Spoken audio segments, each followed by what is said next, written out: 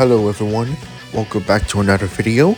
And yeah, looking at the thumbnail, you'll be wondering, wait, is that Beerus and Ways I see? Are we going to end this series already? Well, not yet. But we're going to cover Dragon Ball Z and a little bit of Super. So, if you like this video, like, comment, subscribe. It's free. You could always change your mind. And I would appreciate if we could reach 1K subscribers, because that would be really helpful. Anyway, let us begin. We could start off our what if by the Saiyan Saga. Raditz came to Earth and searched for his brother Goku. He checked the nearest power levels, and since Piccolo isn't here, the nearest power level he will sense will be Goku's. Well, he doesn't know it's Goku at first, so he thinks this is Kakarot. He flies up to find Kakarot. And what do you know? He's able to find him. And alongside with Kakarot, he sees a child, but also some weird giant wolf with a cloaking. He's not sure who this guy is, but for some reason, he cannot sense his power level in his scatter. Odd, he thinks his scatter is broken or something, but he doesn't care. Now, I do like to note something. This is where Death changed Dragon Ball Z completely. Right away, Raditz tries to tell Goku who he is and what he's here for. And obviously Goku already knows he's a Saiyan since Death raised him already. And Goku already knows about he's not a human to begin with. And of course, Death isn't going to let Raditz take Goku. But not just that, but Raditz is one of the most biggest sinners out there. Not just Raditz, but the Saiyans in general. Well, at least one specific one is good, but he doesn't mention him. But anyways, he has really bad reputation against the Saiyans. And of course, unfortunately for Raditz, he isn't going to make it out alive. And because of that, Raditz was killed by Death. At least Raditz did put up at least some good fight, but he isn't matched against Death or Goku, especially both of them combined. Yes, Goku's actually pretty much stronger than Kanon. And of course, Raditz still mentioned that, oh, in the next year, my two comrades will come and destroy this planet. Raditz dies as Death took his soul and take him to the other world. And of course, I'm not going to bother the training because since Death is so strong and you know how powerful he is, especially him training with Goku, and I'm pretty sure he could take him to King Kai's world since nobody want to mess with Death. King Kai is even scared of him. So he'll allow Death to just go to King Kai's right away. So that means Goku has the full year of training there. And of course, because of that, Vegeta and Nappa doesn't stand a chance either. They were killed off as well. And here's another thing. There's no really mention of Dragon Balls since nobody mentioned them. But Frieza wouldn't go to Namek. Instead, he would go to Earth. Since he hears that there's this powerful being known as Death is on Earth and somehow protecting a Saiyan. He doesn't believe in Death, and he thinks like he could fear Death. He could make Death fear him. But not only that, he's interested in the planet as well, since if these people have so much stronger warriors that could beat Nappa and Vegeta, and he kind of admits, Vegeta might be the strongest out of the Ginyu Force, maybe, with his Gradient form. Maybe he might be stronger. So, with this little concern, even though he hides this concern, he head to Earth with his forces. Maybe Earth has some value after all. Unfortunately, Vegeta and Nappa will not make it out alive either. Yeah, Goku tries to make Death spare Vegeta, but it's unlikely that Death will even listen and just kill Vegeta since he's the most biggest sinner out of Raditz. Even a bigger sinner, in fact. So yeah, the Saiyans are dead. Vegeta and Nappa both died. Frieza comes in a few months later, and just like before, everyone kind of underestimate how strong Death is. I know I could have made this a little bit more interesting, but I don't really have anything else in mind. But even Frieza at 100% is powered. Even if he tried, he might not win against Death. But I'll be honest with you, Frieza at least put up a fight better than Raditz, better than Vegeta and Nappa. He at least put up a fight. He at least tried. And he actually made Death have to try against Frieza. And because of that, Frieza was killed, although it wasn't a complete one-sided fight. Which is good, so that means that Death has some motivation to get stronger, just in case if there might be other beings that he cannot really defeat. And I'd like to tell you, there's no Android arc or Cell arc because if you remember, Death makes sure that every single Red River army are killed. That includes Dr. Gero and Dr. Hedo, and even Dr. Gero's grandson, or his other son. So yeah, no Entry Saga, no Cell Arc. Goku may be killed off by the Heartfires, but since Death raised him and raised him properly, he probably wouldn't be living in the woods too much. I say too much. At least this small much will prevent him from getting the Heartfires. He probably would catch one in the future, but as for right now, he doesn't. So he's safe for now. So we could do even more time skip. Everyone to get a lot stronger. They'll train all day. Yeah, Death is really strong. And if you think that since Death is going around killing people, you think that the C-Fighters will just relax and let Death order work. Well, no. Don't worry. The C-Fighters, or at least what's left of them now since there's no Piccolo Vegeta as C-Fighters, the C-Fighters will train hard.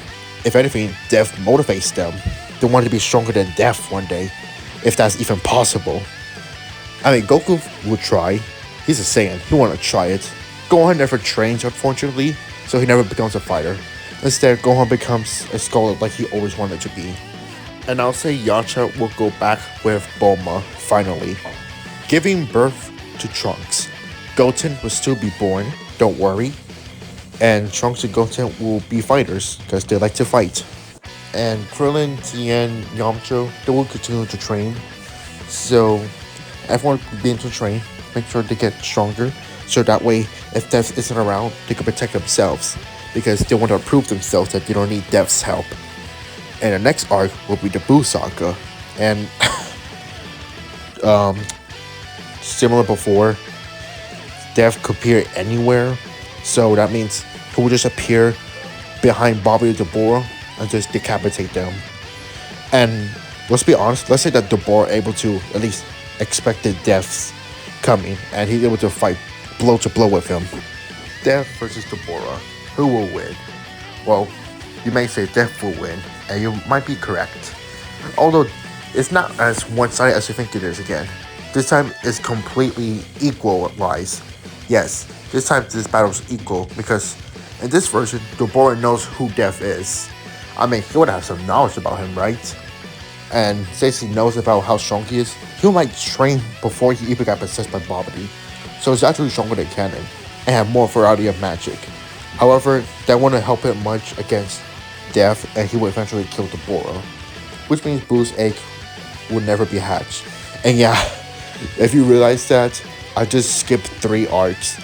The Saiyan arc ended, the Frieza arc ended, the Android Saga ended, or lack thereof Android Saga, and lack thereof the Buu Saga. Completely Death just swoop out many villains. However, there is one character that he cannot defeat so easily, and that is Beerus. As you expect, Beerus the God Destruction will woke up with his map, dreaming of the Super Saiyan God. Whis told Beerus that there are a few Saiyans living on Earth, particularly at least 1 full-blood Saiyans and 3 hybrids. Beerus will be interested. He actually where's Goku right now, which, like in normal, Goku would be at King Kai's planet, training. Beerus, the God Destruction, and Whis, the Angel Attendant, will appear, and pretty obvious things will play out the same. Goku will fight Beerus, except that Goku wouldn't have Super Saiyan 3 in this version of the story. He might have Super Saiyan 2, maybe it'd be a little bit stronger than his Ken itself, but not too much though, not too much stronger. Beerus will still slap him. He will visit Bulma's party, and of course, nobody would make him angry. Since Buu's dead, there's no pudding incident, so this means that Beerus has some pudding and enjoy the party peacefully. However, he may grow a little bit impatient and may ask kindly about the Super Saiyan God. Of course, nobody would know what it is, but they might suggest Shenron. Of course, Shenron knows about the Super Saiyan God and explain what it is, and that's the issue because there's not too many Saiyans on planet Earth right now. Yeah, even if Adele admits that she's pregnant, there's still not many Saiyans left since Vegeta isn't really here. And not only that, but oh wait, I just realized since Yamcha is Bulma's wife. This means there's no Trunks, so they're even less Saiyans they have. Beerus is annoyed, but not too annoyed to the point he wants to destroy Earth. He's annoyed, but this time, since he's a little bit more calm and a little in a happy mood, he asks Whis to search for any surviving Saiyans. I mean, there has to be at least some Saiyans escape the planet destruction, right? And Whis checks his staff, and he's able to find at least 3. One being Vegeta's brother, Tarbo, and the other 2 being Paragus and Broly from Planet Vampa. Of course, this comes to the shock of the Sea Fighters, especially Goku, Gohan, and Goten. There's more Saiyans. They didn't expect that. So, Whis will pick them up. Although he's able to bring them to Earth, the only thing is that, well, Paragus isn't really a pure-hearted Saiyan. Broly might be. Tarbo, he probably is, because he's not like Vegeta, have a completely different personality, which shocks the Sea Fighters even more, since the Vegeta they met was kind of like evil and reckless, while this guy is the complete opposite. Is this really Vegeta's brother? Well, they at least have more than enough Saiyans to do the ritual. Like before, Goku becomes a Super Saiyan God. And if you're wondering why Death didn't fight Beerus, well, he kind of scared of Beerus. Yes, Death himself is scared of the God of Destruction. Since, I mean, come on, look at his title, God of Destruction. You know how powerful Beerus is. So, Goku and Beerus fight will play out the same. Except that, like I said, Goku might be a little bit stronger, but since he doesn't have Super Saiyan 3, he's not too much stronger. But he at least strong enough to impress Beerus. And he keep Earth living, because he kind of loved the food here. He sees why Death loved the food here and why he didn't kill Goku. Earth food's pretty good, and he does offer Goku to train with him, which Goku would. And so Beerus and Whis left. He'll pick up Goku at some time. And now the real question is, what are we going to do with Broly, Paragus, and Tarbo? Well, I'll let that answer for you to decide. What do you think we should do with Broly, Paragus, and Tarbo? Should we keep them on Earth? Should we let them go back to their planet they used to go? I mean, it's kind of unlikely, but it's your choice. So let me know in the comments, what do you think? I would love to hear your opinion. What do you think of this video? If you like this video, give this video 10 likes. I'll make another part. And of course, I don't want this part and this series to end so quickly, so I do apologize. So I'll try to do a little bit better, and don't worry, I have great plans on the moral arc, so it wouldn't be too boring for you guys. Anyway, see ya.